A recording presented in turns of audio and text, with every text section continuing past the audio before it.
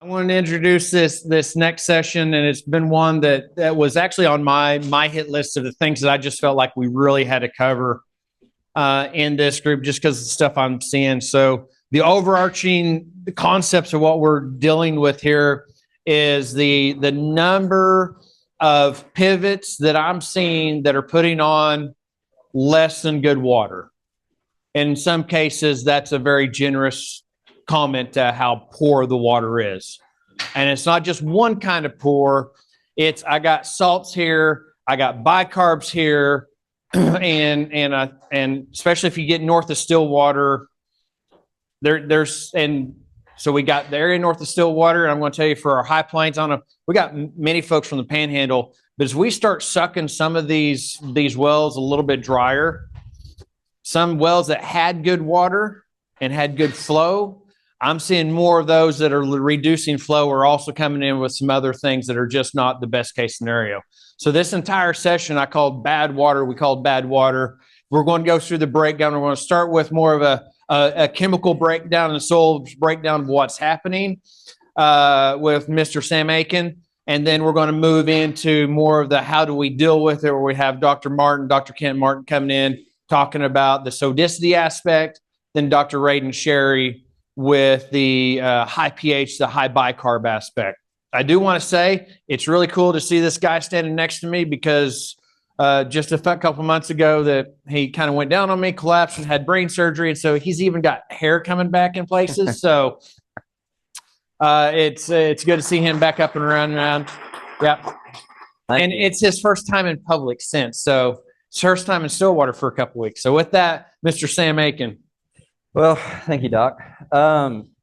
Again, as Dr. Arnell said, my name is Sam Aiken. I'm one of his graduate students, and after I had surgery, he asked me if I wanted to talk at this winter crops, the winter crop school, right? And I was sitting there, I was like, hey, you know what? That would give me something to work on. I could, work my brain out a little bit. That sounds like a really good idea. Now that I'm up here and I haven't spoke in front of people for a few months, I'm absolutely terrified of y'all, but that's okay. I made it through brain surgery. I can make it through this. Kind of getting into what I'm going to talk about. He asked, let's talk about salts and bicarbs and the kind of chemistry over it. But I really wanted to kind of give everyone a refresher on like where these salts are coming from, what they're doing to not just our soil, but also our plants. And so with that, I want to ask everyone how many people have heard of old so-and-so plugged the well and he had to move the well because he ran into bad water. It must be just a California thing, I guess. Well, anyways, growing up, so I grew up on a rice farm most of my life. And, California likes to go into perpetual droughts every few years. And those rice farmers love to plug wells as quickly as they can. And so what you would inevitably end up hearing is, old farmer Dan plugged a well. He had to move it across the ranch because his water's bad there. Well, my question would have been, what does that mean? What quantifies bad water? And a lot of times, most of those answers were, his water was salty. And then now, again, growing up throughout that time, I was knee high to a grasshopper. I would think, well, salt's salt. I mean, what's the difference? It's what's on my table. And when we're referring to these salts in water, what we're really referring to, where do I point at?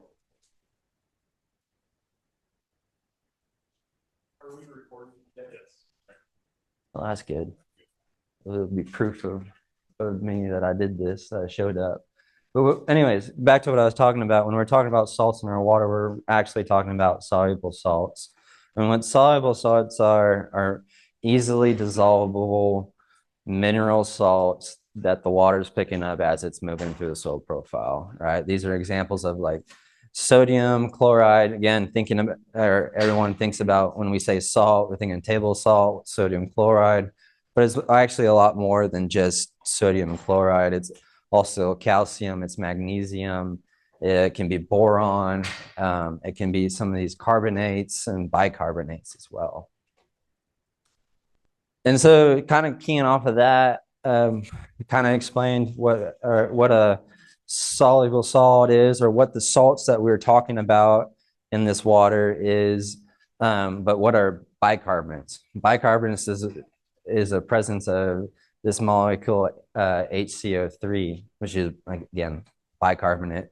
And these bicarbonates are formed when CO2 is dissolved in water, creates carbonic acid. That carbonic acid then dissociates into both hydrogen and bicarbonate. And these are usually associated with our more basic soils. So again, kind of getting into the salts and bicarbonates. So we do test for these. You get them on your soil test, on your water test. Swapple here does a great job of doing testing those. A lot of times I think farmers and producers just kind of skip over them because we're so keyed into, what's my phosphorus levels, what's my potassium levels, do I have enough nitrogen in the soil for this next year, but we're not paying attention to things like magnesium or our boron, which can get super toxic super quick. So getting back into the water, again, this is the bad water talk. So what constitutes bad water? And I actually stole this this graph from the extension, OSU extension. I think Dr. Hyland Zhang created this graph, and we start to consider water to be good when we have a exchangeable sodium percentage between 40 and 70%. And as well as an electric conductivity measurement of 500 to 1500%, right? Or not percent, but anyways, what I want to point out is when we start getting our really poor water in this big graph, we have a big jump in electroconductivity measurements, but we don't have a giant jump in sodium percentage, right? Our good water was sitting in between 40 and 70% sodium. And then our poor water is jumping up to 90 to 100%, which you do the quick math at the top end of that good water, we're getting pretty close to unclean water. And so kind of what I'm trying to hit at on this is that a lot of times we like to try to fudge things. It's not as bad as I think it is, or unless you're like me and you instantly think you're dying or something. Most of us will try to fudge the numbers and get away with something that we probably shouldn't have. And what I'm trying to get it at here is when you do that, you can go off the deep end really quickly. And this is just for reference. A lot of times when we get, at least when I get my soil tests back on the West Coast, they're telling us the parts per million in it. Or not, and anyways, long story short, our fresh water is going to have less than 1,000 parts per million soluble salts present in it. We start getting in the saline region when we're looking at 1,000 to 3,000 parts per million. High saline, really where we're far off the deep end of the danger zones from 10,000 to 3,000, right? And I put this in here just for reference because I thought it was it was interesting. Salt water averages greater than 35,000 parts per million. I think most of us can image how salty that water is and how poor that water is. And so I figured it was a good reference point to reference back that, our high saline or even our moderately saline is not terribly, terribly far off from that seawater level. So now we kind of talked about the bad water, what the water levels are, or what these levels are. I kind of want to talk about where these salts are coming from. We've got our natural sources, our irrigation practices, and our environmental factors, and I'll touch on those each individually here in a second. So water's picking up minerals as it's flowing through the ground or flowing over the ground, and it's picking it up from these parent materials that are just naturally high in certain soluble salts. Gypsum. We applied gypsum to fight salts, but it was also high in this, what I like to call good salt, calcium. And so you can pick up, excuse me, got the nervous sweats really quick and it caught me off guard.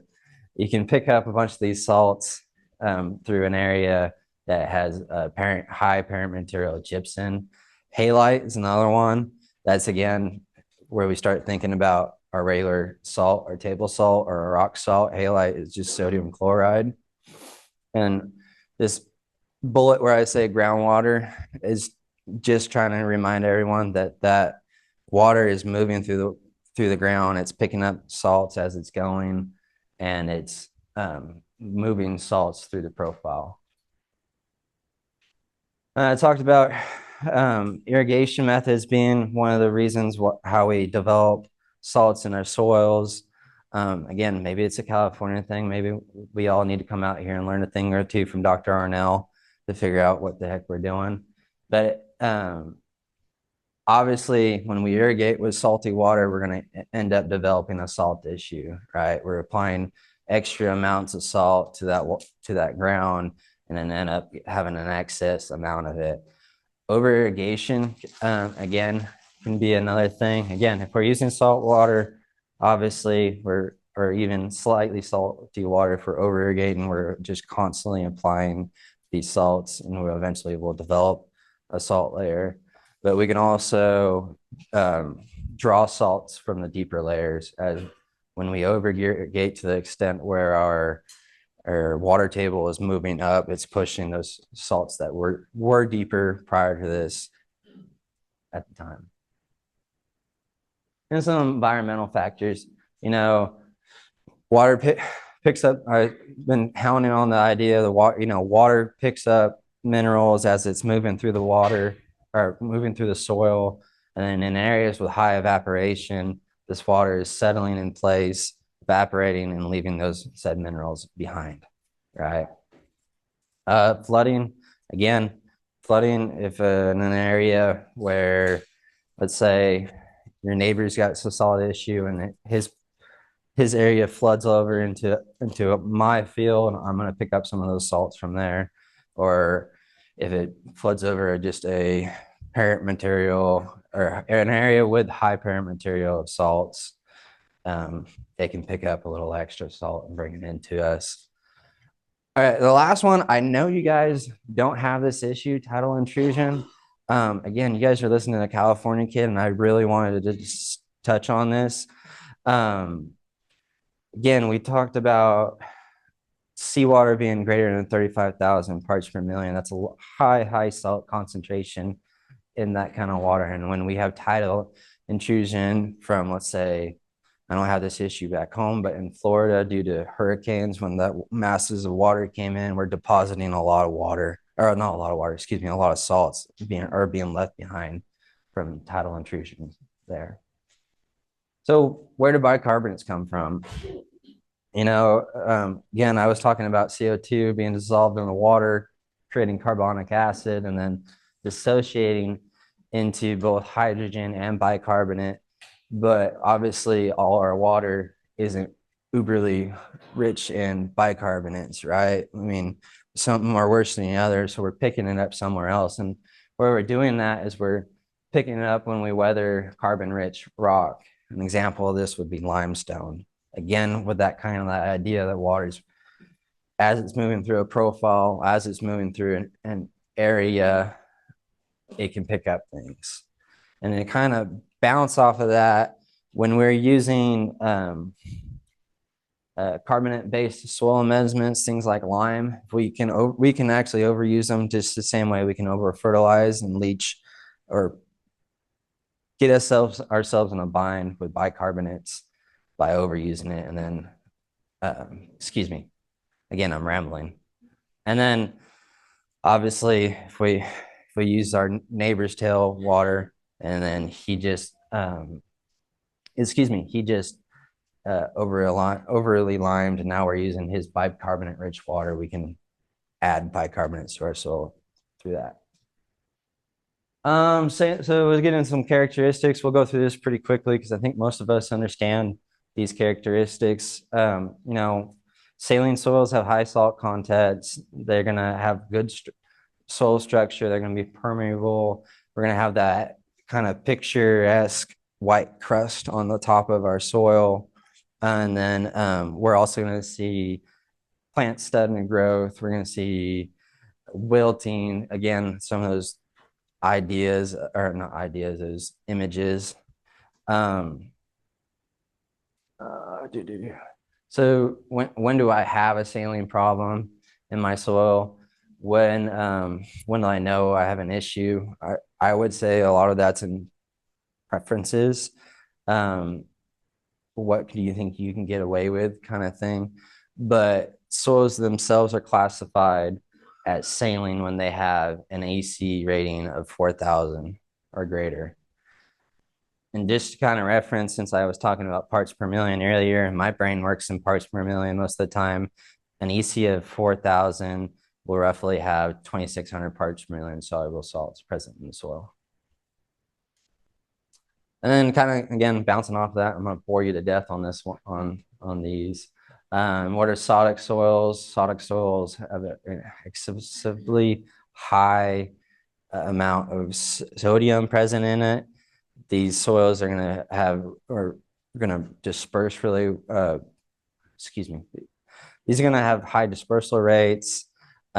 Typically, we're going to be in alkaline type soils. And yeah, we'll have some pluggage. So how does saline, how is my soil being saline affect my soil? So what is happening?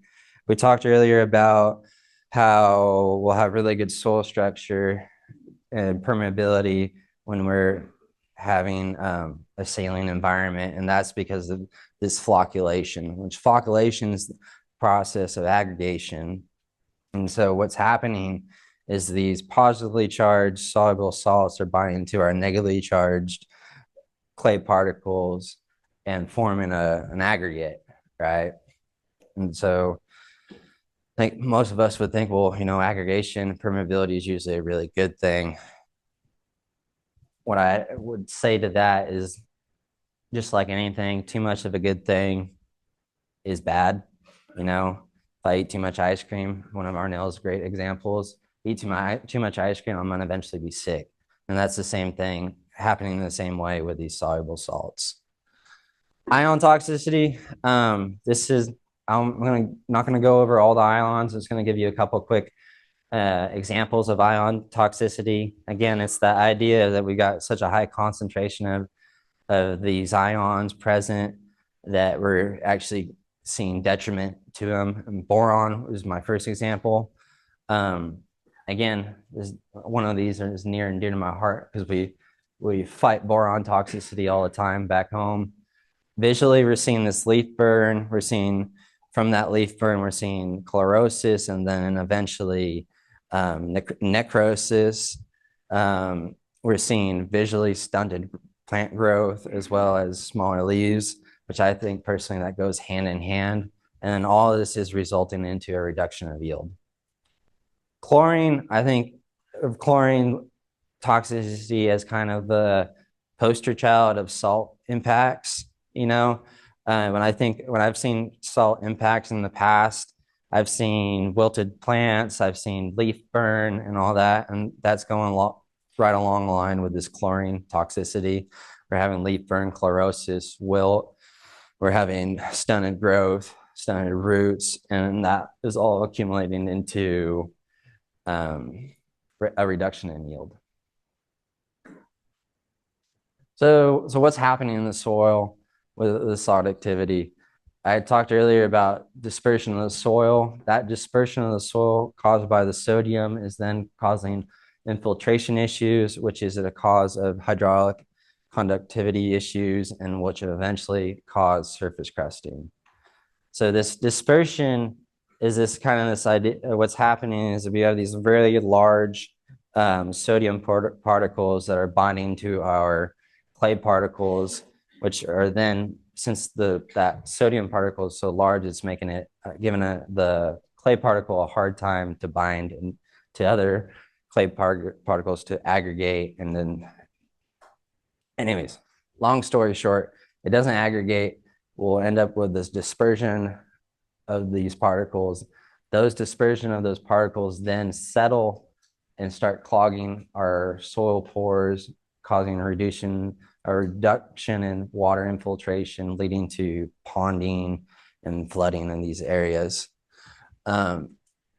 That eventually leads to surface crusting, which that we don't think of the white crust kind of surface crusting. You'd think of like almost like a concreted crusting on the top of the soil. I wanted to touch on this because, a lot of times in agriculture, we don't play in black and white. What we end up doing is playing in shades of gray, and we can actually have saline sodic soils. A saline sodic soil is going to be a soil that, in quotes, has best of both worlds. It's going to be 4,000 EC. It's going to have greater than 15% exchangeable sodium. These soils have all the same physical features as a strictly saline soil. The thing to remember is that since we have so much sodium present, we don't want to add extra, or we don't want to kick off extra calcium or other things, because we'll end up with a sodic soil. So we got to treat these soils a little bit differently.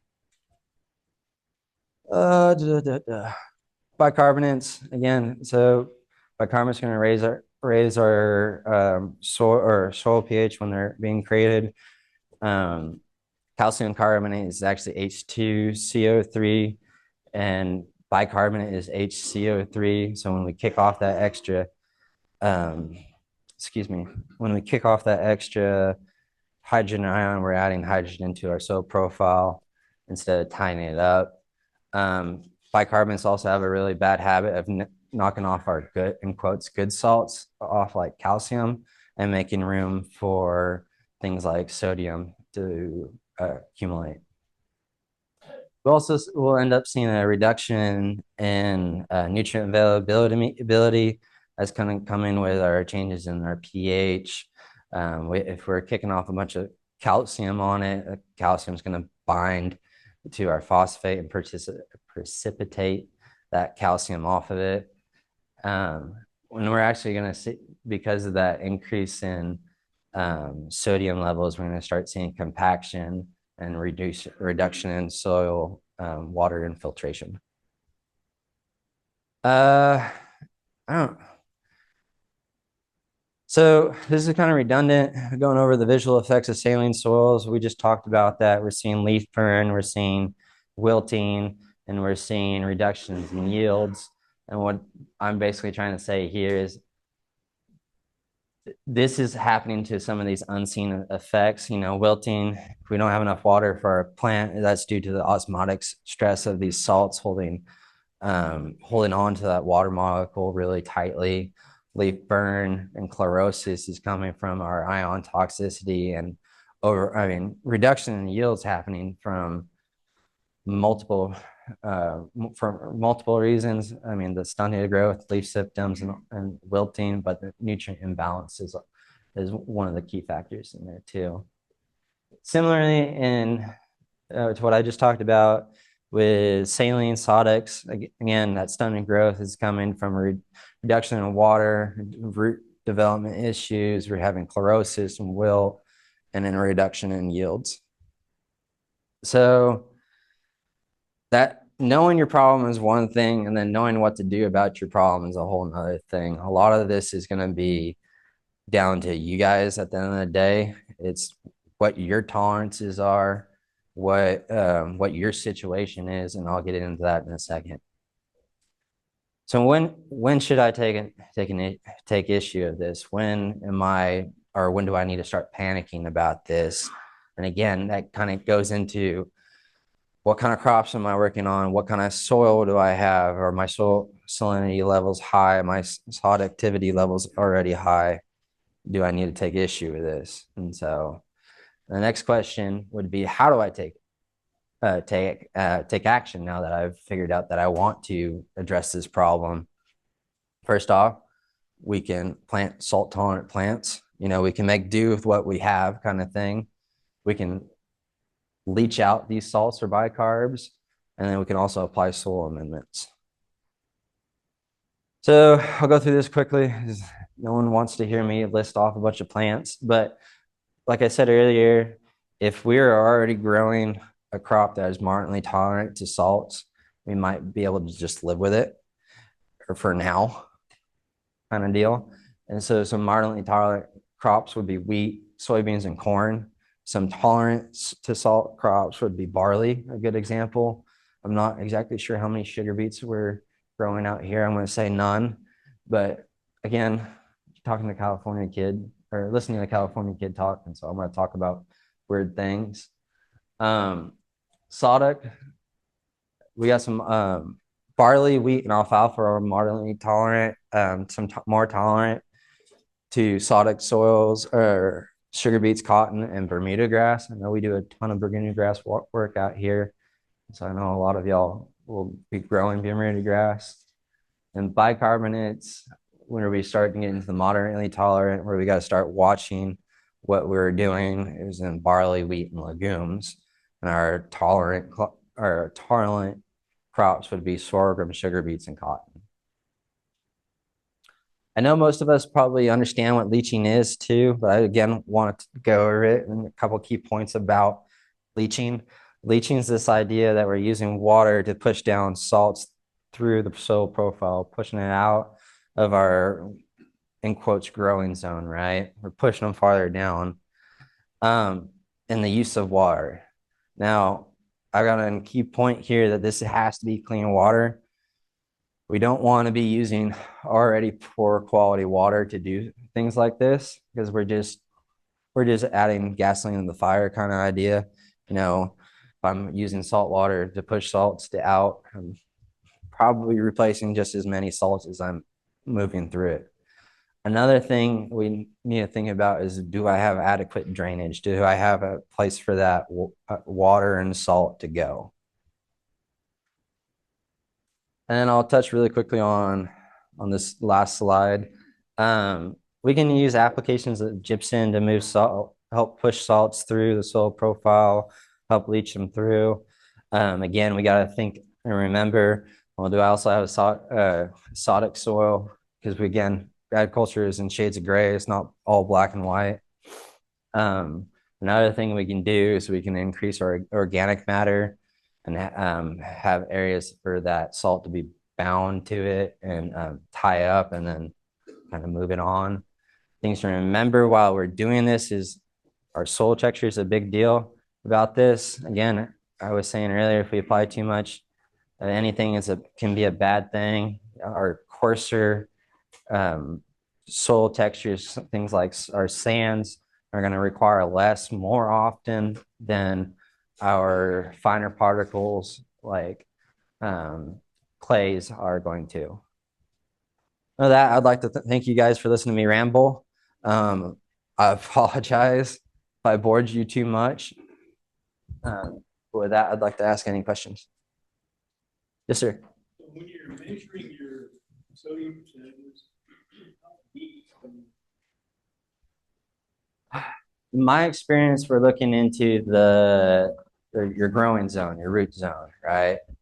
And so kind of in your area of, in the root zone, yeah. And so, sorry. Again, I had brain surgery earlier, so I'm going to blame that on these.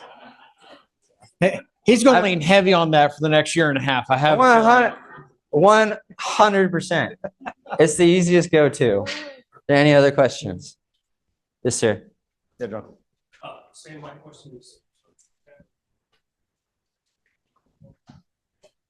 Yeah.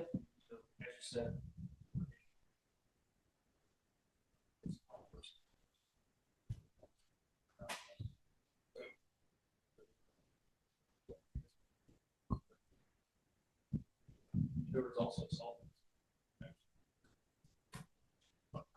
I would hold and let Dr. Martin drop in and kind of bring that up once he's through. How You about that? remember that we've got two Yeah, other yeah. speakers that are much Yeah. more intelligent than I am.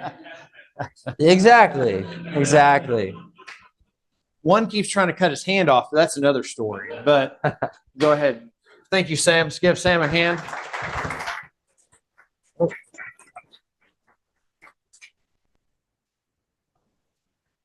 Well, I'll go ahead and get started while they're bringing up the slide. Yeah, so I have no excuses.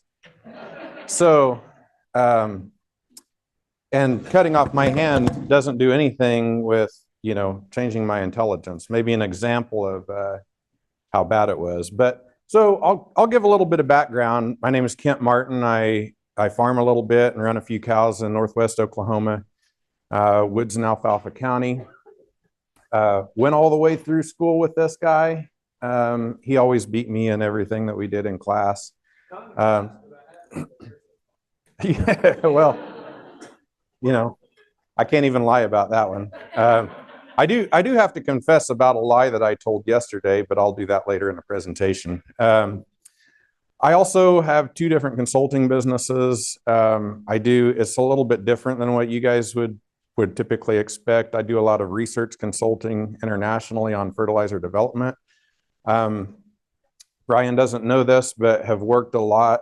We didn't talk about this before the presentation. I didn't want to give up everything I was going to talk about, but one of the nice things is his presentation was so good, and I didn't realize some of the things he was going to talk about. I can tell more stories because I have plenty of time. So, which I just started my timer so I don't get too out of whack.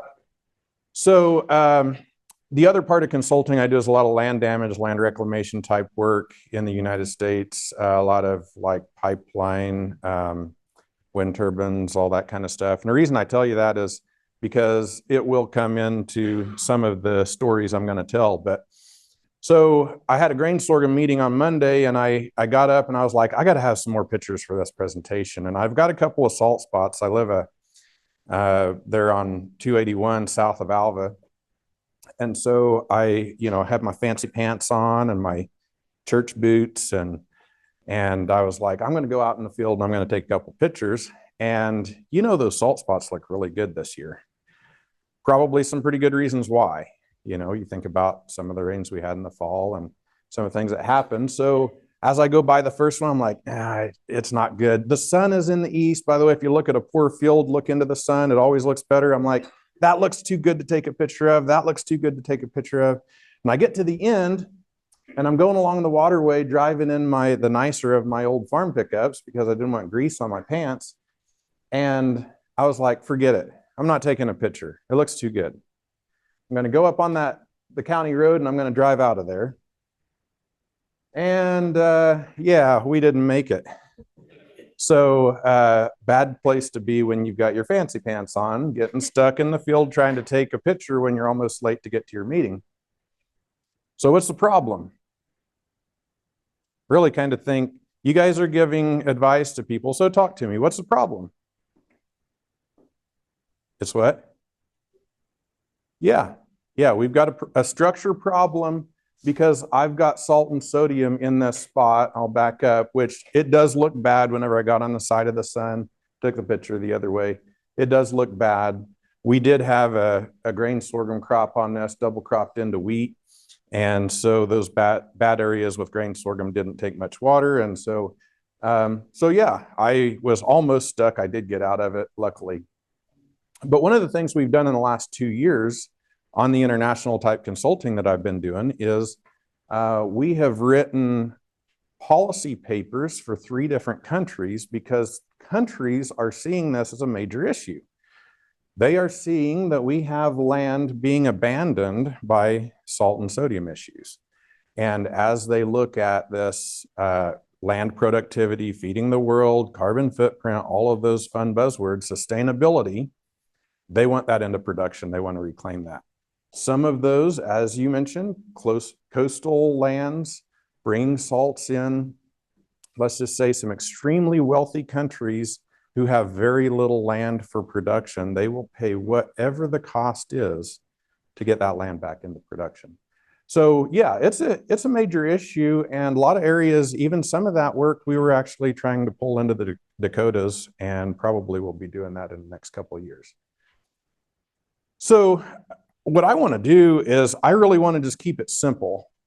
And so I've talked to people in the Middle East, Asian countries, Canada, United States, Alva, Oklahoma, where I live, about this issue. And the problem that I see most people have is there's a lack of willingness to think.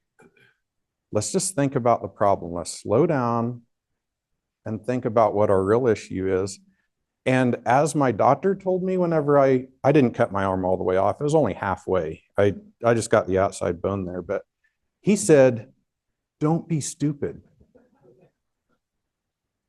Okay, I said the S word, but in reality, we got to think about what we do. We got to think about how we manage these soils. And a lot of these, you guys are professionals. You could probably walk out there and look at it and tell me what you think the issue is. And 9 times out of 10, you're going to be right. Right? I mean, anyone disagree with that? And so all you guys know everything there is to know about saline sodic soils. You just heard an excellent presentation. I should sit down, right? Well, but let's put the pieces together. Okay, so why would we look in a wet year? I worked a case in the panhandle of Oklahoma a couple of years ago, and we had some major issues with a salt and sodium problem that actually all stemmed from over-application of effluents. And so because of timing, when do you suppose the lawyers would let us take samples? We went through 3 years of drought. It starts to rain. There you go. There's the approval to go take samples. Well, does that make sense? Can we identify the problem? Can we see the effects of the problem? Okay, so I used to run a lab here at Stillwater and used to run one at K-State when I was there. And we always said dilution is the solution. We'd dilute our salts out. And so then what we could actually see in a soil test was very different than what we really wanted to be able to show, to see what those salts were really doing to that land.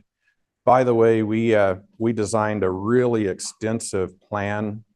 I think in your presentation this morning, you said something like, it depends. A lot of these things depend on all the specifics. There's so much detail that can go into this. You can scratch the surface if you want, or you can dig as deep as you want to get. So what's the cause? Okay, first thing that I think of is, okay, we know we have a problem. We know there's an issue. What do we think is causing that issue? Well, in this case, let's see, is the red button the pointer? Yeah, there we go. In this case, there was a pipeline installed. This is central Oklahoma. A pipeline installed, created compactions on the sides. We ended up with a depression over top of the pipeline, drainage moving into that area, and as luck would have it, where would you expect to have a leak? Right there, a leak out of the pipeline. So we had compaction, we had poor drainage, we had salts coming out of a saltwater pipeline. And so a lot of times those causes are really not quite as simple as we think they are. You talked about parent material. You know, one of the things that I've noticed recently is we seem to get rains in these big spurts. You know, we went from a drought. My place, it was about May. I was planting grain sorghum. I planted one field I could get the planter in the ground, and then it started raining in May, and I finished planting grain sorghum.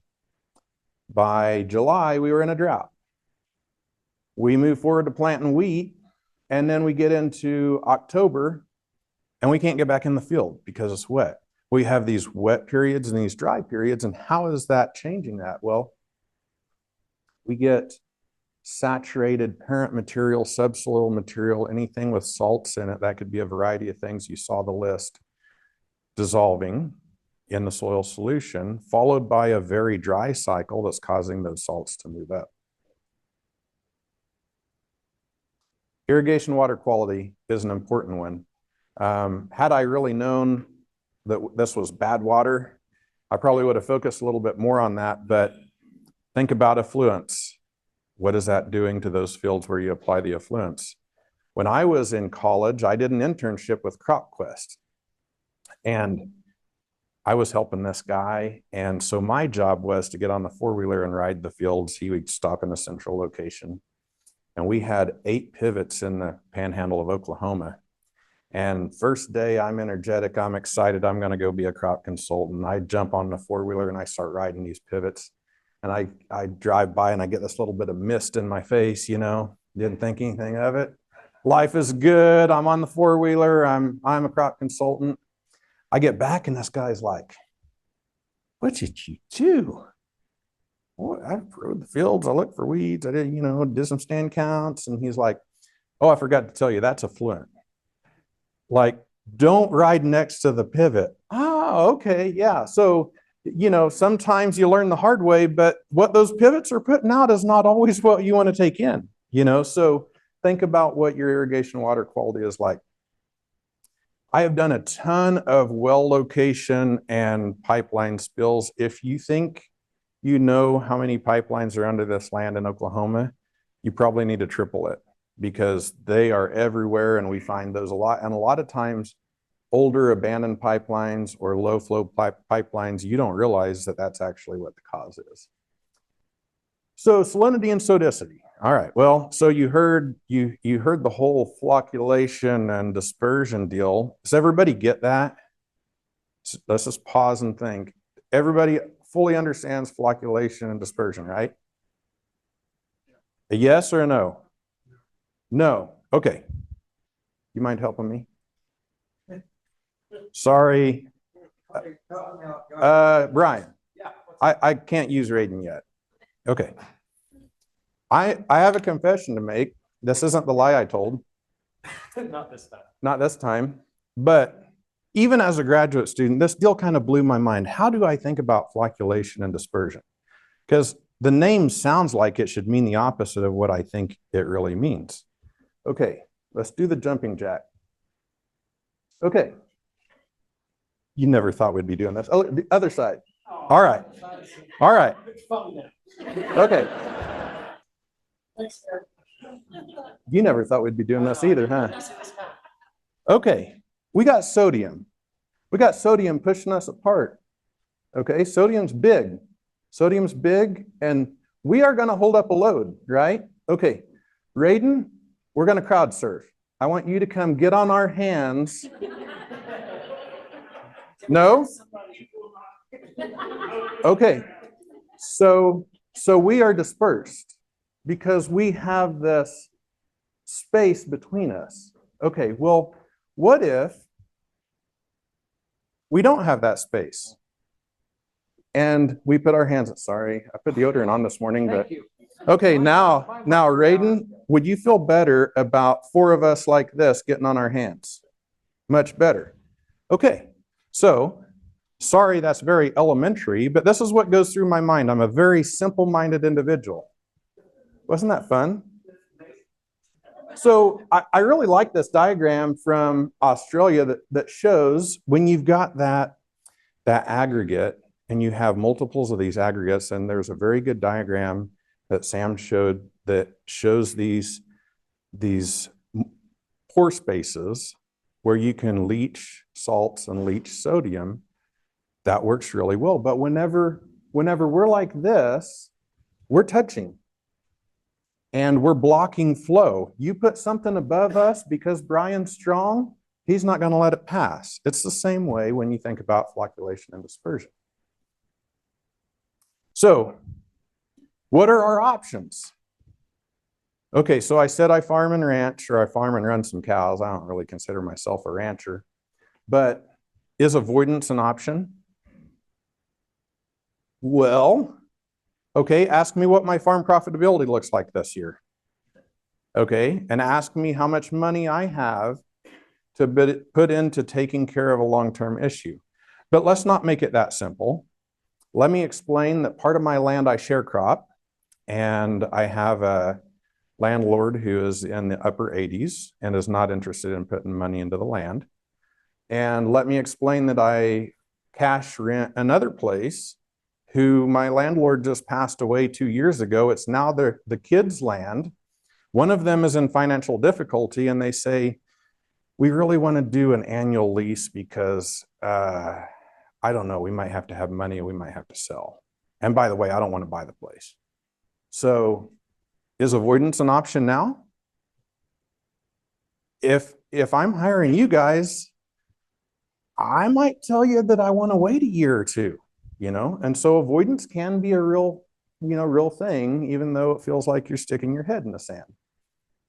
Well, what about just management? Avoidance management, maybe not really a remediation, but this is one of those that doubles up. I could probably skip this, but just recognize not only do you have more tolerant varieties and hybrids, but also crops. A lot of times those follow a pretty similar trend between salts and sodium. But I think about back when I was at Garden City with K-State, we planted a lot of alfalfa down on those salty lands down in the river bottoms. It did quite well, so you have some options there as well. Same with salt. Consider the crop, consider what you're going to put on it and what that production looks like. Okay, I shouldn't have done that yet. Okay, what is your go-to amendment? Sorry. What is your go-to? I just want you to tell me. Just admit it. Yeah. So this wasn't mine, but it worked. Second ground south of Lake and very. Mm-hmm. I got both wells at one time. Anyways, we chemical company recommended. Okay. It worked really well. Common is humic acid through the pivot. So what's the majority you guys say? Gypsum. Okay. All right. Did you notice the subtle intelligence of what he put in his presentation about gypsum? What is gypsum? It's a what? What are we talking about on the presentation? You said it's a salt, right? Okay, sorry, I don't hear as good as I used to. It's a salt. It's calcium sulfate, but it's a salt. What are we talking about in the presentation? We're talking about salt. All right, interesting. Well, we'll save that for later. So one of the options, which is the most popular option, everybody does it. Everybody wants to do it. It's easy and does a good job. Put gypsum down. Okay, gypsum is calcium sulfate. You break that down, calcium sulfate. What happens on the clay? I have a diagram a little bit later that'll illustrate this, but the clay has sodium on it in a sodic soil. You're adding calcium. You're exchanging the calcium for sodium. You're putting the sodium into soil solution. If you've got that pore space to be able to move it down, you can move the sodium down, okay? Pretty easy, makes sense. And we even got some chemistry in there. Okay, what about elemental sulfur? How many of you guys use elemental sulfur? No one? Seriously? Okay, how about sulfuric acid? Really? Okay, how many of you guys have a local co-op or product provider who has elemental sulfur? 1, 2, 3, 4. Okay, sulfuric acid. Not at all. Okay, very interesting. Okay, so why would we not use elemental sulfur? I assume your product is going to be sulfur bentonite, right? Okay, so you just explained this part. Elemental sulfur, microbial activity results in sulfuric acid. Okay, sulfuric acid in the presence of free calcium, calcium carbonate yields calcium and sulfate. Okay, what was calcium sulfate? Gypsum. Yeah, okay. So then we just do the same thing from there down. So are all elemental sulfurs created equal? No. Depends on if you're talking sulfur bentonite, it depends on the bentonite clay that's a part of it, and it depends on the particle size. Why does it depend on the particle size? Because of the microbial oxidation. Okay, so I like to think of it like this. This morning, we all had donuts. Did we all eat off of one big donut? Why? I mean, besides, I'm OCD and it's gross, but I mean, besides that, where's the efficiency in our donut intake if we all ate off of the same donut? So particle size matters. You get a small donut, we can all eat our donuts faster and gain more weight faster. And so it's a more efficient system, right? It's the same way with microbial activity. So one of the things I would say is I have worked on elemental sulfur product development for the last 15 years. There's some really exciting things coming out. That's not the point of the presentation. We're not going to talk about it, but let's just say, even within the realm of sulfur bentonite, there's a lot of differences in products. But even as we look at new technologies coming out, that's going to change the way that you are able to look at how do I add elemental sulfur and be able to make this difference. Yes, sure. Make a comment on there. That's the assumption that there's free calcium. That is the assumption that there's free calcium. If there's not free calcium, what happens? You add elemental sulfur, you get sulfuric acid, you don't have this part. Okay, so what's that? Oh, it was probably going all over the place. If you add elemental sulfur, but you don't have free calcium, you're not going to have the calcium to exchange onto that soil to be able to knock the sodium off into soil solution. And so because there's nothing to exchange, you won't get the sodium into solution to be able to move it down. So now let's pretend the world, this is a perfect world, okay? I have a saline sodic soil, I have salt.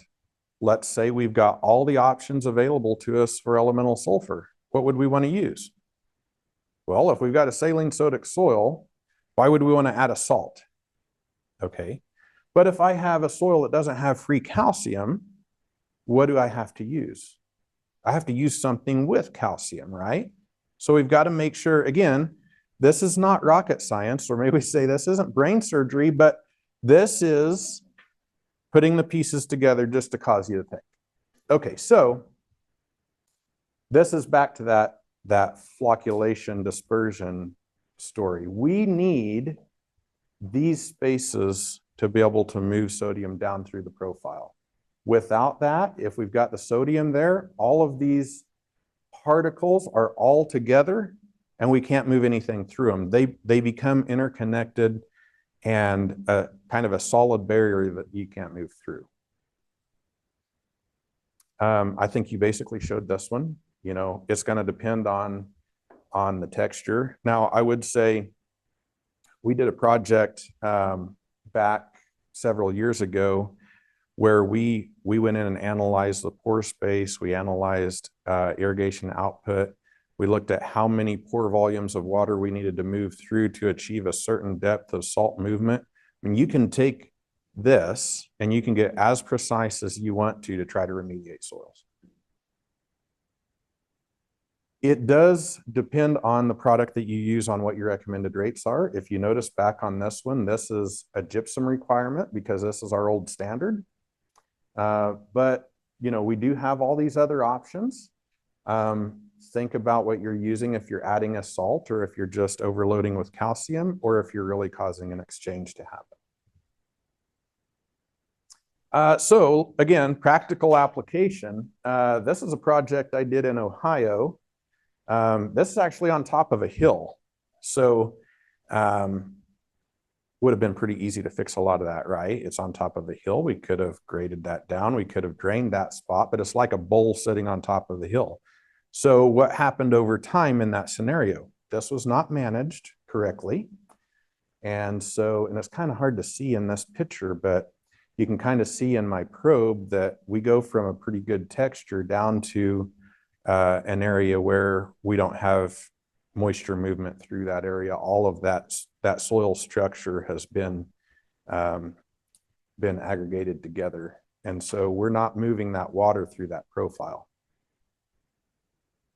Okay, how many of you guys travel with one of these?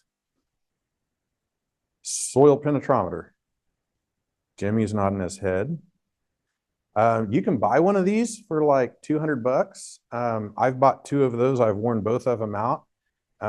This one is fully rebuildable. I've worn out two sets of probes.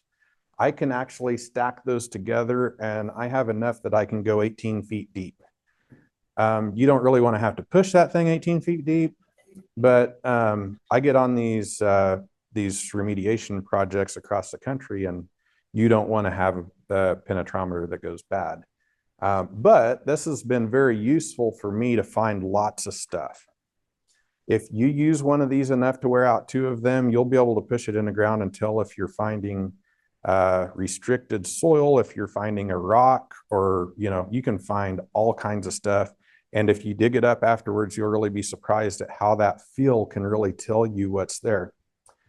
I tried to upload a video of a project I did outside of Okeen where it was a litigated issue on a compaction problem as a part of a larger problem. I grab a hold of that thing and I got my wife videoing me, you know, and I grab a hold of that thing and I'm pushing, and it is tight, man, it is tight. You should be using these whenever you're at saturation, you know, but we don't always have that option. So I'm pushing down and I break through that compacted zone and I was flat on my face. I mean, so we had video evidence entered into court of me on my face, mud on, you know, my hat's off and everything. But yeah, it's real deal. You know, you can dig a hole. I don't like digging holes, but you can dig a hole.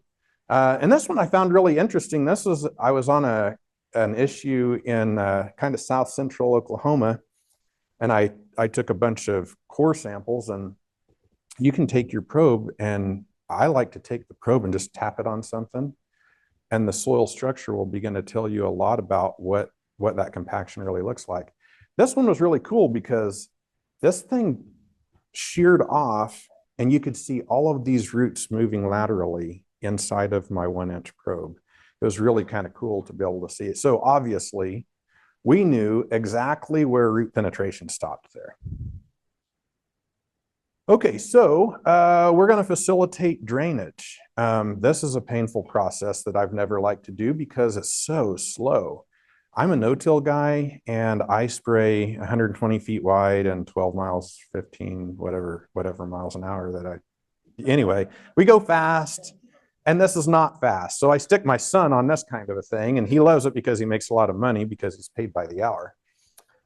So this is my little ripper. This is one we used on a project out on the state line of Pennsylvania. But how many of you guys have dealt with these? How many of you guys? Okay, so how many of you guys know the trick of understanding how deep to rip to alleviate the compaction to facilitate drainage? What's the trick? Anyone? Just under the lowest level of compaction. You're right. How much under? Like, what do you want to be? Okay, right on.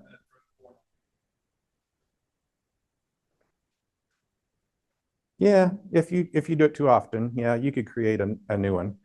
So I like to go 1.5 to 2 inches below the compacted layer, depending on the design of your equipment. Puts your wings, if you have a winged ripper, right there to be able to hit the maximum lift. Now, interesting, how do you tell if you're at the right depth? I just said I fell on my face when I broke through compaction. So a penetrometer is good at telling you the top side, but what about the bottom side? You want to dig the hole? I don't like digging holes. So what do? I'll tell you what I do, and I've never heard anyone else do this before. So if there's one thing I can impart to you, this is the fun one. I went out on an 80-acre patch and I did some headlands this fall. And I went 2 passes with this piece of equipment. And after those 2 passes, I raised it up, I jumped out of the tractor, and I stuck my hand right here. What do you suppose happened? I burned it. I turned my hand red, so I had this red 2-inch stripe down my hand. if you, well, I usually sacrifice my left, but this time I sacrificed my right. But if you get in dry soils and you do this dry so that you have maximum fracturing, but as you have that abrasion coming across that ripper shank, where you have the maximum amount of compaction is where you're going to generate the most heat. If you carry a infrared thermometer with you, that's another way you can tell in colder soils where you can't really tell it quite as well. That's exactly how I tell if I'm at the right spot. If nothing is hot, I'm too high. If the bottom side is hot, that means I'm set too high and I'm riding on top of the compaction. If you can't keep that whole thing under the compaction, it'll ride on top of the compaction. So stick your hand on bottom, stick your hand on top. If you can feel that heat right there just off the tip, you're just right. I personally don't like this design. This design gives you a lot more disruption. This kind of a design will give you a little bit of a smoother, so if you're no-till, a little bit of a smoother surface whenever you get done. Okay, so what about improving soil structure? You heard in the last presentation that we can add some things, some organic matters. You guys know what manure looks like. You know what straw looks like. You know what residue looks like. What about biochar and digestate? Has anyone ever seen those two? Okay, Chris has.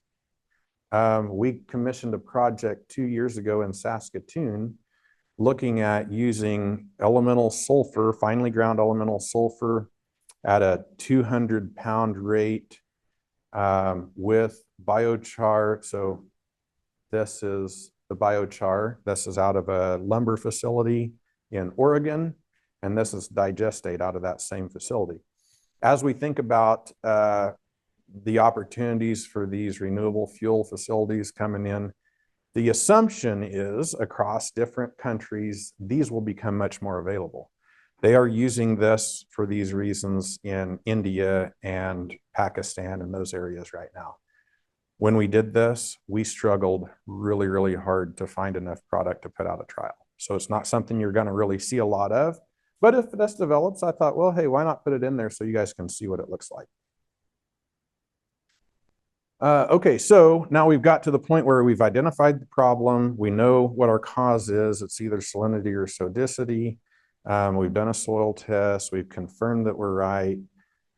We've made a crop selection. And so now, oh, and we have relieved our compacted zone. So now we're ready to leach some stuff. So, you know, we applied gypsum because I assumed that was going to be your most popular recommendation to me. And so we had the soil with sodium on it. We've now exchanged it for calcium. We get rain or we irrigate, and we have moved that down. In a perfect world, like the project I mentioned out in the Panhandle, whenever we designed that system, we had excess irrigation capacity. And so our goal was field by field, hit the maximum amount of water flow through that soil to move a given number of pore volumes to move that sodium and salt through that soil as fast as possible. Because if we have intermittent starts and stops in there, we have the opportunity for those salts to move up and sodium to move up. We also incorporated things like fallow into the system to try to give us the opportunity to not use any more moisture than we absolutely had to. So anything that's drawing moisture up is drawing the salts and sodium up. So what about climate change? Are you guys climate change gurus? You believe in climate change? Is it important to you? Nobody's nodding, no reaction. Well, you know, I don't know. I thought this was interesting, so I put it on there. But really, here's what I noticed. I'm not going to say climate change, but what I am going to say is in the last 5 years, I have been noticing a difference in how our rainfalls come and how intense our heat is and how low our humidity is and how much drying we have.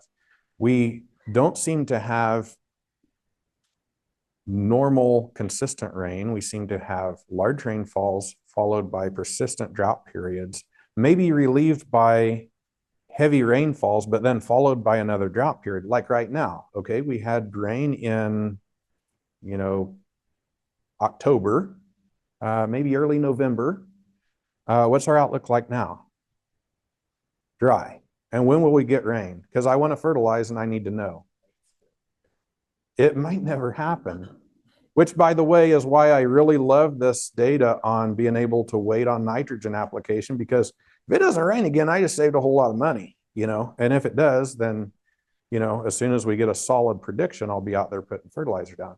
But what I think is really interesting is, in my mind, I'm visualizing it rains. I have a restricted zone. That water is pooling. I know that I have salts in that soil. Those salts are dissolving. It stops raining. It gets dry. It gets really dry. Where do those salts go? They go back up to the top. They have nowhere to go. And what I have noticed in my fields, and what I've heard other people notice and talk about both nationally and internationally, is that they're seeing these salt conditions be more and more an issue, because just like I told you, I drove by 2 spots in the field and I said, yeah, it looks pretty good right now. Those spots are showing up more and more frequently now. What about saline seeps? Does anyone have saline seeps in their soils? Jimmy? Okay, I'm telling you, I've got one that if I was a good enough photographer, I would have absolutely taken a picture of it. If some of you guys know where I live, big hill on the half section I live on, north of my house, heavily terraced place, terraced back in the 40s, 50s, and terraces do not work right. They hold some water. And so I've got a terrace that that would be kind of right on that upper edge. It holds water, salts move down. It's got a rock ledge, rock outcropping. Salts move down, and then all the way down that slope, I've got a salinity issue. That one's hard to fix. It's really hard to fix. Do I want to rip it? Would you guys tell me to rip it? I've got rock about 6 inches down. So what do you do, Jimmy? Live with it. I go back to the ostrich with his head in the sand. And I would argue that that quarter should be grass or trees or something. But yeah, I agree with you. In some cases, avoidance is probably the right option. Okay, so kind of getting almost to the end here. Develop a comprehensive plan. We identify the problem. I have a good friend who always says, trust but verify. You think you're right, verify with a soil test. Find the cause, apply the amendment if you need to. Resolve the compaction, move the salts, choose a tolerant crop or a variety, especially while you're in the middle of this, and then monitor the progress. But okay, this is my confession. I told Jason that I have never ran, what is that thing? A moldboard plow. I did once. There was an antique day. My grandpa was big into antique tractors. And my brother and I would go to antique tractor days with him, and we would plow these fields as a part of the antique tractor days. So that's my confession. I have ran a plow before. Other than that, I think my last one was, I was 8 years old, and we spent more time chasing rabbits than we did on the tractor. Because you could take those old antique tractors and put them in the furrow and let them go to the end. You could chase a rabbit and then run back up to the tractor and get back on. Maybe not the safest thing, but or disking. This is my son this summer. I did disc a field. Hate to say it, but I did. Well, it had a lot of problems. We'll just say that. But imagine this. We have wetting and drying cycles. We're in a dry land scenario. We've maybe moved our salts down 3 or 4 inches. What are you going to do? Let's get a plow and take all those salts that are down there 10 inches. Let's put them back on top, because then we can start back over again. Or let's take a disc and mix it up. So this is why I say part of the goal of the presentation is let's think about it.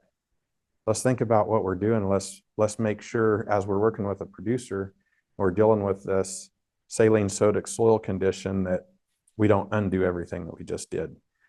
You would be shocked at how many times we go out into a recommendation system, building a recommendation for large scale issues. And these kind of things have happened. And the question is, why can I never get over this?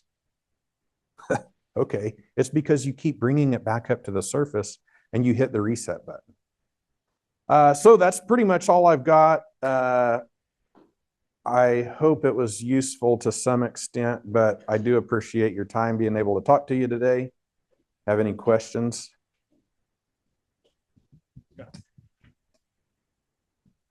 Hey, is potassium salt? The question is, does potassium move the salt? Well, did you have a list of, you had a list of salts? I kind He of didn't have the lipotropic series though. What's that? Are you thinking lipotropic series? No, I'm thinking, is it a salt? Okay. Okay. So when we talk about potassium, let's think about, are we adding a salt, and is that exaggerating our problem or solving our problem? That would be my thought.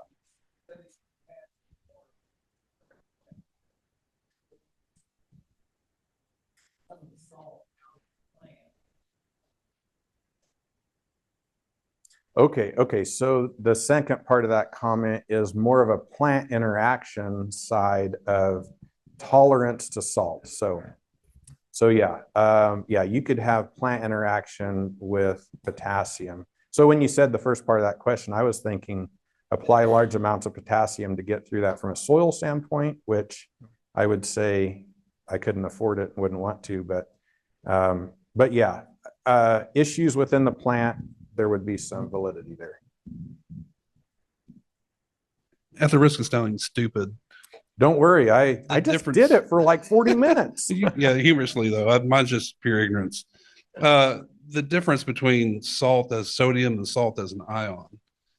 I mean, because we showed the list of all the different salts ionically, but in terms of sodium, like we're talking, and also about the exchange capacity of the soil, that's how we're like calcium shedding it off the exchange site to get it to, leach out essentially.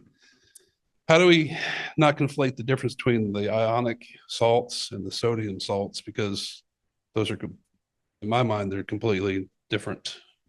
I would agree with you. Yeah, sodium, I always sometimes hate that we say saline sodic soils. And so by the nature of our discussion, we combine those together to the extent that we kind of get them confused. And so I like to separate salt and separate sodium and recognize that our objective of taking care of those, although we manage them in a similar way, those are independent of each other. So salt is salt, although we have different kinds of salt, I get that, but still salt is salt. We classify our soils as saline by the electrical conductivity and so on. And so I don't like to mix those two. I like to keep the sodium separate and say, because we're exchanging sodium on the exchange sites, we're keeping that separate, but in both cases, we're flushing them through the soil. You go back to that one slide we had on the hillside. Yes, I can. Which?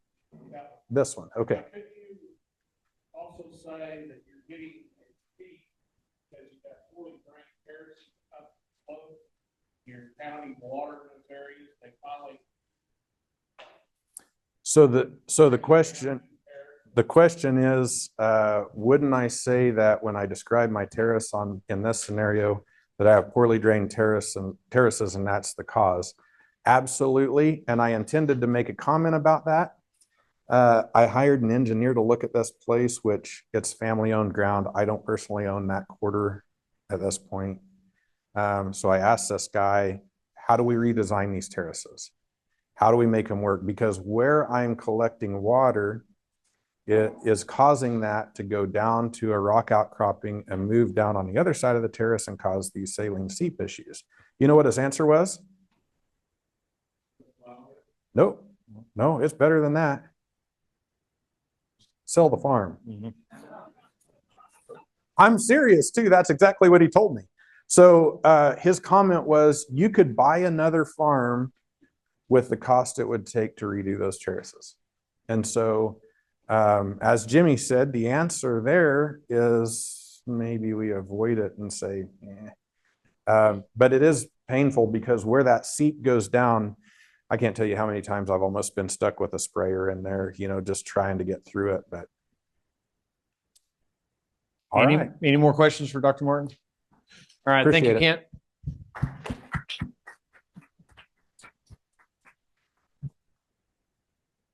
Since you took my mic, go and introduce yourself. No. Okay. Merry Christmas.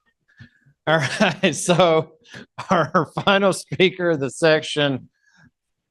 That's a mistake. I was going to, yeah, no. The final speaker of the session is Dr. Radon Sherry. Asked him to discuss. So we've handled saline sodic side to a degree.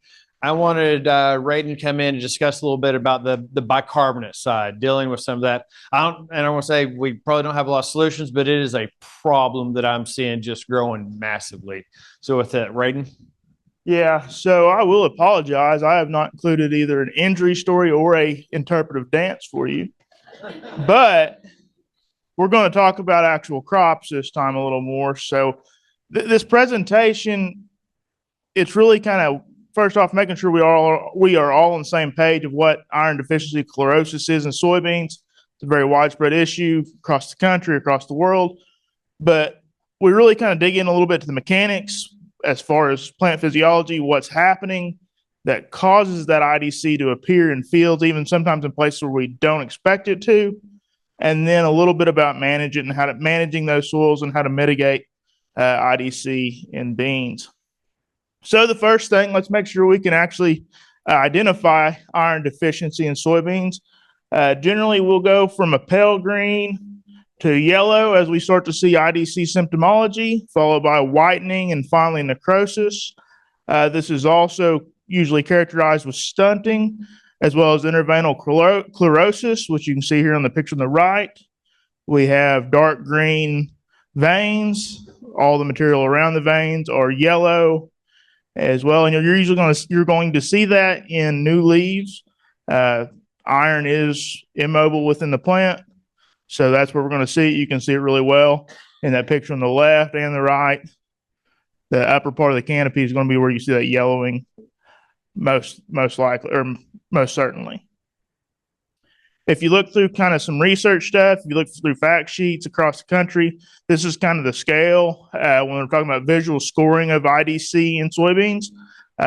Again, just a 1 to 5 scale. I just wanted to put that on there so you kind of get, if you're looking at through some of those documentation, you have an idea of what you're looking at. But going from a no symptomology crop all the way to effectively plant death. And definitely, if you're talking about managing, getting really past 2 is a problem, and we'll get to that here in a little bit as far as IDC mitigation. As far as how soybeans take up iron, this is a real important portion of kind of this problem and why we see IDC in soybeans so much. Soybeans take up, or iron comes into the plant via diffusion. You can see that there on the right in that box. We have a high concentration away from the root of iron. Then we have a low concentration near the root. And as that concentration, as it gets pulled into the plant root, we bring more iron into that solution around that root zone in the rhizosphere. This is similar to phosphorus, potassium, zinc as well. Probably the most important thing from this presentation we'll kind of see is the reason soybean is such a unique kind of crop as far as iron is that it is a strategy 1 plant. And so normally in our soils, we see 2 types of iron as far as in the ionic forms. We have iron 2 and iron 3. Soybeans is one of the few crops that can only take up iron 2. Most of our crops can take up both forms, get some organic compounds, things like that. Soybean is not one of them. And so if we require soybeans require iron 2, we must first solubilize that iron. So if it's bound to certain things, different soil particles, whatever, we need to have it solubilized in solution. And then it also has to be reduced. That's a big factor. And most of the time when we talk about iron deficiency in soybeans, it's not because we don't have enough iron in the soil. Soybeans need about 2 to 4 pounds per acre of soybean most of our soils in Oklahoma, 50,000 pounds in the top 6 inches in an acre. So it's just the form that iron is in and how can we get it into the plant. All right. So we're going to kind of get in the weeds here. This is a review paper this presentation is based off a review paper in part. This came out of the University of Minnesota soybean breeding program. And I'm going to kind of break this apart in pieces and talk about kind of the mechanics that drive IDC in soybeans. So we'll be able to look at this piece by piece, but really good paper if you're into the more of the science side. Be sure and check it out. It's definitely worth the read. So we're going to talk about kind of 4 big drivers of IDC in soybeans: soil pH, soil moisture, and carbonates. Again, you can already see there's a little bit of relationship to the rest of this session. Soil and nitrate, and genetics. And that genetics is more of just by the way, it's important kind of thing, but I'll do my best. So moving into soil pH. High pH causes oxidation of iron 2 to iron 3. Again, going back to the soybeans or a strategy 1 plant, we require iron 2. So if we look at the figure, if we look at the top, that is a normal soil condition. At the bottom, this is an iron deficient condition. You also see there's a hydroxyl and there's a carbonate in that bottom in the iron deficient figure. Hydroxyls are usually connected with high pH soils. Carbonates are generally in our high pH soils. And so what you see, if you look at that little blue bump, this is the root, and there's a blue bump. That's kind of describing a process called proton extrusion, where the plant root is going to extrude hydrogen or another acid, and it's going to help be part of that reduction process to get iron 3 to iron 2. However, if we're in a high pH soil, we're going to see that hydrogen become H2O, and we're never going to get reduction of that iron ion into a form that can be taken in by the plant. Now, again, the whole problem is, well, not only are we not able to reduce iron, it's not able to be solubilized. Iron 3, it's 3 charges, right? Remember old, undergrad soil fertility? It's really tightly bound to phosphorus. It's really tightly bound to soil particle, other anions, covalent metals, all those things. And so we really need to make sure we have an acid coming into that to break down some of those bonds. I will say that if you look through the literature, you will not find a specific paper that will say that pH alone drives IDC. Every one of them pretty well talks about it, but high pH alone is not going to be the kind of underlying factor necessarily. Any questions about this part so far? Soil pH. Okay. Moving on to soil moisture and carbonates. Okay, so same side of that graph. Again, I already talked about the iron deficient soil conditions. If we're pumping hydrogen out into that iron deficient condition, we have carbonates. We're going to end up with hydrogen and carbon interacting. We have carbonic acid. And again, when that hydrogen is not able to help reduce and solubilize iron 3 to iron 2. Okay. What about situations where we have lots of moisture, flooded out situations? That's a big problem. That's where you see it a lot. We talked about Drew Golson was here talked yesterday about how important it is to bed systems in Mississippi. They have a lot of issues with iron deficiency chlorosis in Mississippi, especially in the Delta. And part of that is because early in the season, the amount of moisture that the field has on it does not allow for that hydrogen and that carbonate and all these things, so we can have that reduction of that iron 3 to iron 2. You can look at the top. We have lots of moisture. You have calcium carbonates. So that's generally kind of the way they're present in the soil. You break off that calcium, you end up with the carbonate, and then you're back down to carbonic acid. Okay, it's kind of the same thing. It's pH, it's carbonates, It's the inability for that hydrogen to be where it needs to be so it can work and so we can solubilize and reduce iron 3 to iron 2 and bring it into the plant. Also, and we're about to get into this, buildup of carbonates in soybeans are definitely or can be linked to excess nitrate. So, if we have excess soil nitrate, we're going to have a issue with what we call rhizosphere exchange. So as nitrate, which is preferential to the soybean plant rather than you rely on nodulation, right? That plant's going to get lazy. And we're going to see that nitrate come into the plant and we're going to exchange more carbonates back into soil, into the rhizosphere, into soil solution, which is just creating another feedback loop where we end up with more carbonic acid, inability to utilize that hydrogen properly. And it's the same issue, the inability to reduce iron 3 to iron 2 for uptake. Moving to genetics. I think the big thing here, I'm not a geneticist. I'm not really a physiologist either, but when we think about how to mitigate IDC in soybean, one of the first things as well, we need to pick a IDC tolerant soybean variety. And there is definitely a basis for that. A lot of times, if we look at this whole graph now, this is that whole figure from the beginning. We have several kind of key components that drive iron efficiency as far as uptake, acquisition, utilization, etc. The exudation of phenolics, citrates, amino acids, other organic compounds, iron reduction enzymes. You can kind of see this here on the right side, some of those interactions of different things being pumped out into that soil, into the rhizosphere where we're allowed to reduce iron or break apart those bonds as well. Also, in fixation processes, the more efficient the soybean plant is at fixing nitrogen, the more less likely you're going to end up with some of those nitrate exchange issues that I just talked about. And then finally, and maybe the most important when we're talking about IDC tolerant genetics, is iron transport and location in the plant. How well and how do those proteins that are inside the xylem translocate iron to where it needs to go in the plant? And then where are we partitioning it? Okay, again, just kind of click through that. Back to those exudates, how important those are.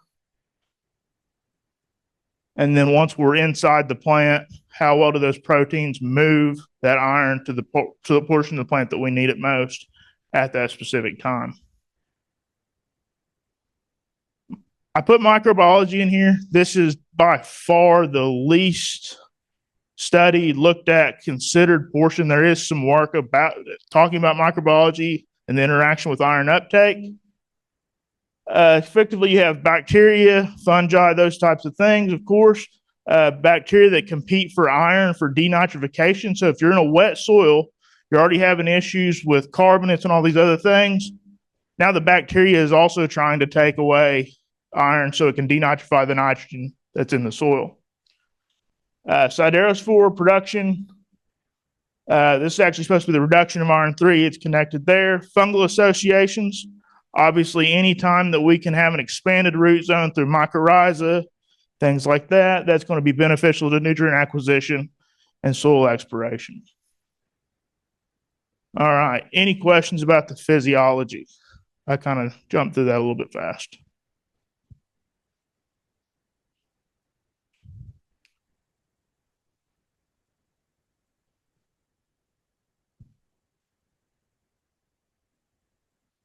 Yeah, so the question was is there anything in the literature about when iron demand is the highest?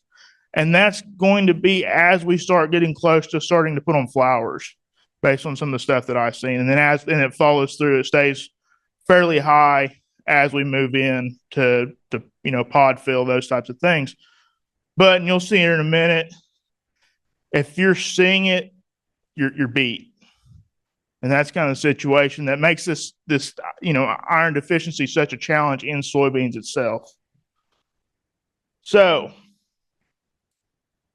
First thing, again, I just talked about genetics. The first line of defense, if you have a field that you have IDC, is picking a IDC tolerant variety.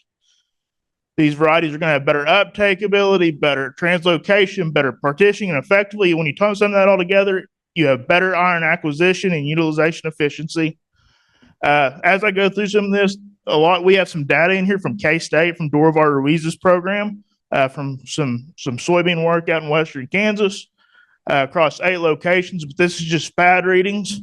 So effectively how green the plant is between a non-tolerant and a tolerant variety. I do not know what the varieties are. I just have graphs. So anyways, but those are significantly different.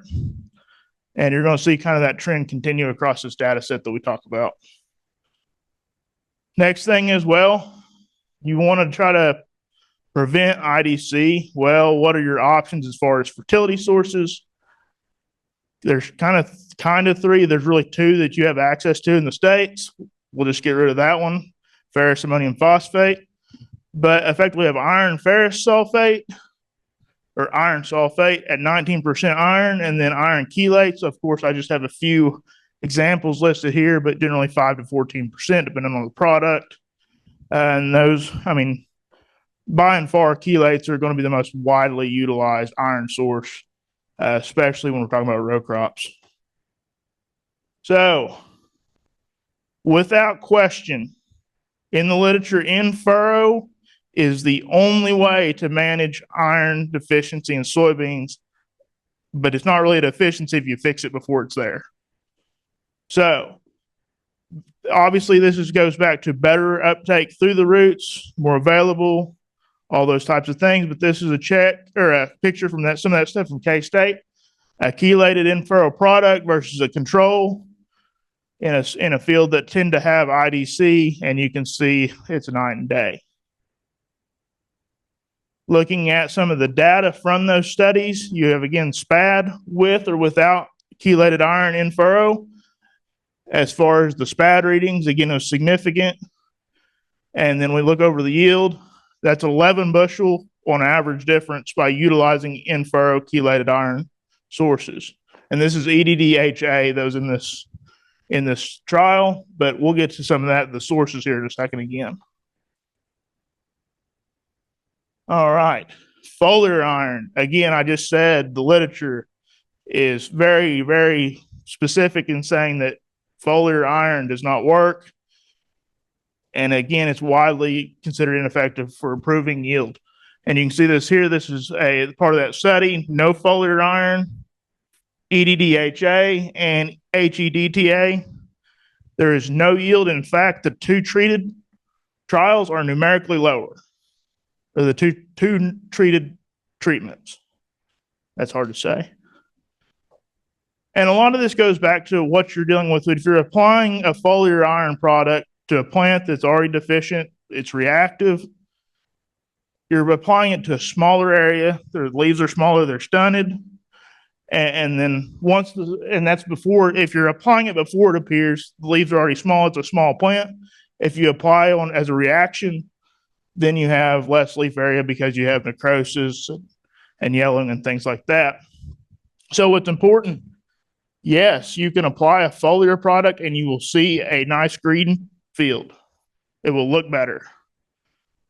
And I think that goes in any crop. You can talk about turf. On a golf course, your golf course looks brown. You go out and put some boron or something on it, greens right up. Same thing with iron products. It's foliar. Symptom alleviation does not equal yield improvement. All right. So one of the big things, I mean, those are kind of the key topics, how to address it. But really, a lot of times when you walk across fields, iron deficiency is going to be very spatially variable. And you can see that here. This is a map from some of that other data. You can see it from Dorival. Hotspots are areas where we have IDC issues or lower NDVI values, and then the rest of the field is fine. But if you have the data to kind of support decision making, there's a really good opportunity for a high return on investment to iron products in furrow if you can target it. Putting a chelated product across the whole field in furrow, especially in areas where you don't get any benefit, it's going to get a little costly. So then the question becomes, well, what do you make that application based off of if maybe you don't see your IDC every year, something like that? How do you take advantage of the data you have? Do you target areas of the field that you might have high pH? Do you target a part of the field where you might have high amounts of carbonates? Do you base it on nitrate? Again, that's kind of something that you're going to have to look at the data you have, the temporal trends, and see what's going to work for you. But what's really important is making sure you select the right chelate if that's the route you're going to go. This is a pH stability chart for iron 3 chelates. Again, you have your list of chelates on the left across a pH gradient. You don't want to be outside of that bar if you're using that product. So for instance, if you're dealing with a pH of 8.5, you're in Cimarron County, Oklahoma or something, really getting risky planting some beans, you probably shouldn't use NTA. It's not going to be stable. That's quickly going to become iron 3. It's going to become bound up in different types of complexes. And so that product's not going to be available when you really need it. Same thing if you go the other way. Obviously, if you get really past the 6 mark, there's going to be some products that are a little bit better suited, but you got a lot more freedom on the lower end of pH compared to the high end of pH. All right. Again, I talked about soil nitrate. I guess the question really becomes, how should you monitor soil nitrate? Do you actually take soil nitrate out of the soil tests, which we know is kind of variable? It moves around, goes up, goes down, all those things. This is a field down by Anadarko. Just shows that variability that does exist in fields as far as not soil nitrate. But what about yield maps? If you're in a corn bean rotation and you put out a blanket rate of nitrogen and you only pull off 100 bushel when you plant for 250 in this part of the field, should you maybe use something like that, especially if there's a temporal trend long term for an area of the field that's lower, but you're managing the same way as far as nitrate and those things? Maybe there's some consideration of targeting or in-furrow iron in those situations. So finally, I think that's kind of the question when it comes to considering nitrate as far as a driver of IDC. Do you manage for IDC? Are you basing that on what you've seen in the past? Or are you going to kind of be a little bit more proactive and maybe base it on something like nitrate, carbonates, pH, those types of things, and try to target those pockets in the field? Keep in mind that you can also see iron deficiency chlorosis because of compounded nutrient issues. You have excessive amounts of phosphorus, we can end up with iron phosphates. They're very strongly bound, and it's very hard to actually pull that iron off and then reduce it once it's in solution. Also, if you have lots of zinc, you have lots of manganese, the soybean plant will preferentially take that up over iron.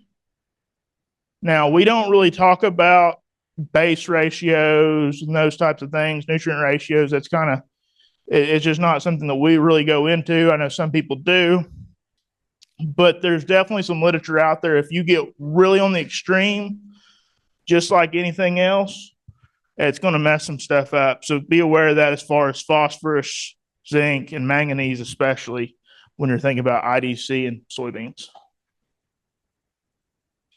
Talking about excessive moisture. Again, this is probably not the method, probably not something anybody here wants to do, especially on a central Oklahoma dryland farm. But thinking about ways to remove water from the field, it's one of those deals I can't kind of hit on it. We go from way too wet to way too dry. And you might go, we have a field out here west of Stillwater. We tried to sow wheat for a month. It was bottomland. You couldn't get on. If soybeans are in that situation, you might get IDC and not come back from it. So maybe in some operations, depending on what you're doing, improved drainage through grading or tile may be an option. Additionally, soil management. This is more of a long-term plan, long-term goal, trying to improve structure, water holding capacity, those types of things. Obviously, that doesn't happen overnight, but it's something that you can try for as a long-term goal. Keep in mind the potential for root restriction compounding this issue. If we're talking about a soybean plant that can't access that entire root or that entire soil volume, what's that going to do to our ability to acquire iron, even in situations where we might have plenty of iron and don't have some of these other issues? If you have a restriction 4 inches deep because you've ran the tandem disc 15 times in 2 years, all of a sudden maybe you need to be considering the fact that even though you have a lot of iron and you all of a sudden you maybe get a rain event, you're not infiltrating water, you're all of a sudden running into these issues that you didn't expect to have in places that frankly shouldn't really have IDC issues, especially not on an annual basis. Keep in mind issues with low pH, salt. Generally, we don't talk about IDC in low pH soils because we're in the red prairies for the most part in those soils. You're not likely to see a lot of shortage of iron. But again, if you have a much reduced root zone, a soil volume that you can access and acquire iron from, and you start dropping in these other issues, it can become a thing when we're really considering this in a high pH situation generally, as far as places like the Panhandle, Western Kansas. So, in conclusion, make sure you're considering that IDC is generally a compounded issue. It's not usually pH, carbonates alone, high moisture. It's usually a combination of things that you are dealing with, and it is rarely actually an iron shortage in the soil. Okay, again, usually 50,000 pounds an acre of iron in the soil. Soybeans need 2 to 4 pounds. It's all about how can we acquire that iron into the plant and translocate it successfully into reproductive structures. It's important to take a proactive approach to protect yield.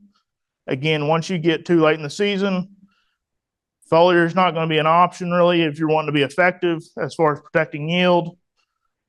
Building a proactive plan going into the season is really important. And then finally, consider those contributing factors. Make sure you're not getting zeroed in on one thing. It's kind of like the putting your head in the sand thing, especially something like this. It's usually not just that one thing. So keep that in mind as you're kind of planning for dealing with soybeans in the future, especially in situations where you may have IDC incidents in those fields. And with that, I'd be happy to take any questions.